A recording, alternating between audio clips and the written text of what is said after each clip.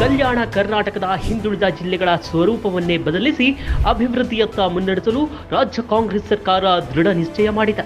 ಕಲ್ಯಾಣ ಕರ್ನಾಟಕ ಪ್ರದೇಶಾಭಿವೃದ್ಧಿ ಮಂಡಳಿ ಮೂಲಕ ಬೀದರ್, ಕಲಬುರಗಿ, ರಾಯಚೂರು, ಯಾದಗಿರಿ, ಕೊಪ್ಪಳ, ಬಳ್ಳಾರಿ, ವಿಜಯನಗರ ಜಿಲ್ಲೆಗಳಿಗೆ ಪ್ರತಿ ವರ್ಷ ಒಟ್ಟು 5,000 ಕೋಟಿ ರೂಪಾಯಿ ವಿಶೇಷ ಅನುದಾನ ನೀಡಲಾಗುತ್ತಿದೆ. ಆ ಮೂಲಕ ಸಾಕ್ಷರತೆ ಹೆಚ್ಚಿಸಲು ಹೊಸ ಶಾಲೆಗಳು, ವೈದ್ಯಕೀಯ ಸೇವೆಗಾಗಿ ಆಸ್ಪತ್ರೆಗಳು, ರಸ್ತೆಗಳು, ಶಿಕ್ಷಣ ಮತ್ತು ಕೌಶಲ್ಯಾಭಿವೃದ್ಧಿಗೆ ವಿಶೇಷ ಹೂಡಿಕೆ, ಅಗತ್ಯ ಮೂಲಸೌಕರ್ಯ, ಉದ್ಯೋಗ ಸೃಷ್ಟಿ ಹೀಗೆ ಕಲ್ಯಾಣ ಕರ್ನಾಟಕ ಭಾಗದ ಸಮಗ್ರ ಅಭಿವೃದ್ಧಿಗೆ 10 ಹಲವು ಯೋಜನೆಗಳನ್ನು ರೂಪಿಸಲಾಗಿದೆ. ರಾಜ್ಯದ ಕಾಂಗ್ರೆಸ್ ಗ್ಯಾರಂಟಿ ಸರ್ಕಾರ ಕೇವಲ ಭರವಸೆ ನೀಡುವುದಿಲ್ಲ, ಬದಲಾವಣೆ ತರುತ್ತಿದೆ.